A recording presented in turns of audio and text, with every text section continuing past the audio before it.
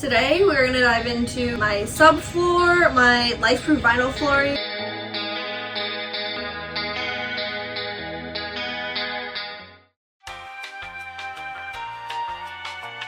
Phase 1, the floors. I'm going to be using this diagram of my van to just kind of show you how everything goes into place. Step 1, the frame. I used 1x2x8s to frame out the floor and I secured it down with liquid nails.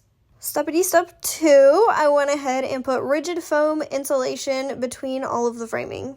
The third thing that we're going to be doing is I screwed in 4x8 plywood on top of the frame to go ahead and make my subfloor. If you pay attention to the diagram, I kind of showed you what my cuts look like. That's why there's little spaces in between the subfloor. Lay down the LifeProof vinyl flooring and I secured it down with liquid nails. Then I just cut out a piece of plywood and put down trim for the floors. This is all theory, so now it's time to go into execution. I wasn't intending to put sound deadening on the floor, but I had this leftover sound deadening.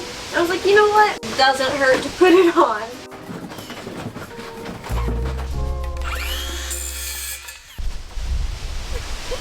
First cut of the build.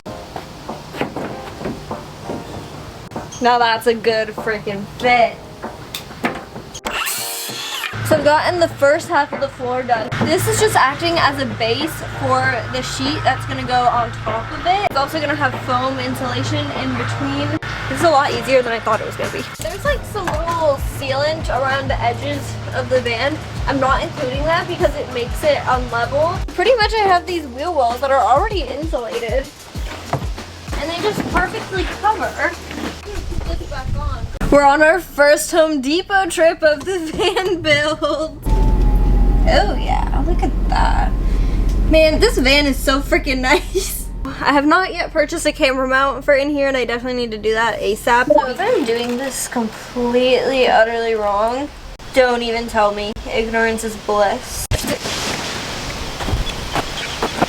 I've also been doing a little drop of it on here so that I can attach the two pieces of wood together.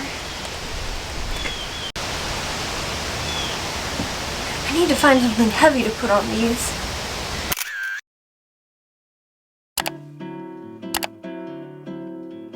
So what I'm gonna do is just measure out these boxes and then just cut the rigid foam insulation with this. Pretty straightforward. I think this is gonna be probably the easiest part of this whole situation. Found that cutting this material with a blade of some sort is definitely the way to do it.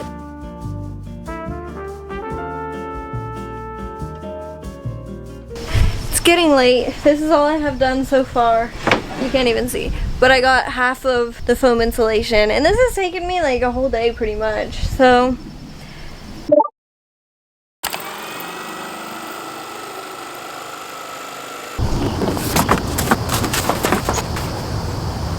I've gotten all of the foam insulation set in and now I am just tracing out the mat that the van came with to use for my subfloor. I am one lucky duck to have a literal tracing exact fit thing. So these cuts hopefully will be pretty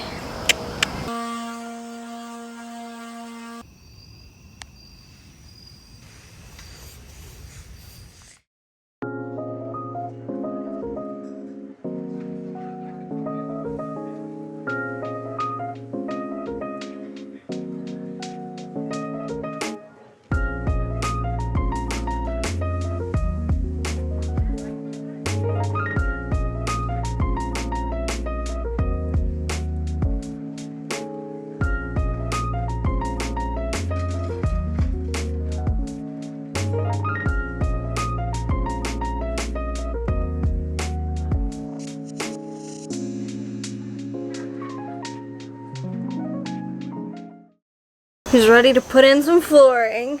So I'm just gonna start laying it out. I only got enough for half of the van. I'm pretty sure it's only enough for half. Because I figure, why am I going to put such nice, expensive flooring in a place that I'm not even gonna see it? So for the back of the van, I'm going to just put another sheet of plywood. I'm just gonna stain it, finish it, make it look real nice, and make it waterproof so that it's easy to wipe up.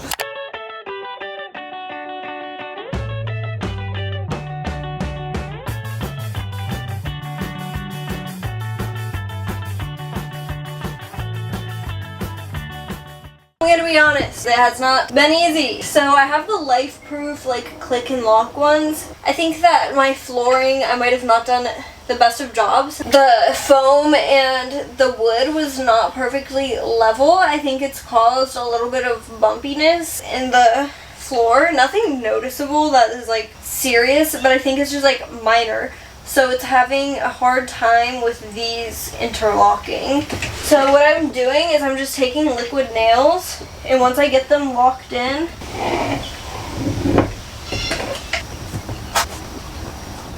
and also what I'm doing to make sure that the pattern on them is good is I started off with one plank, and then I cut 8 inches off of the next plank, so it's a short one on the top, and then a full one, and then the rest of it. 16-inch plank, full plank, and then the bottom of it, and then here, 24-inch plank, full plank, and then the bottom of the 24-inch plank, and then here's 32-inch, just so that it looks like an actual hardwood floor. Because if you just like line them all up next to each other, it looks a little bit wonky.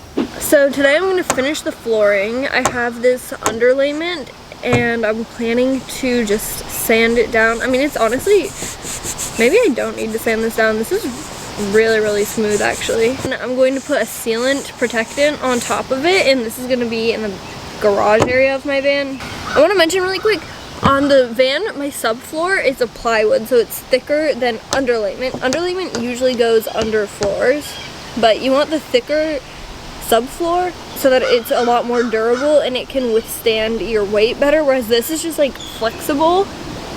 So yeah. Also, I wanted to talk about my tool situation really quick. So you see I have all of these nice power tools and stuff. And let me tell you, I got these like 2 years ago on Christmas, and they were having a deal for a jigsaw, circle saw, and a drill for $350 with 2 batteries.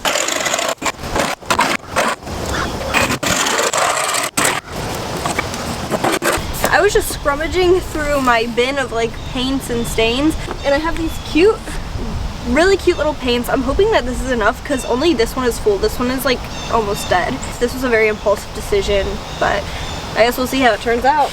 I was heavily debating between black and this color, and I think black would have been the better decision, but I think this one's the funner decision.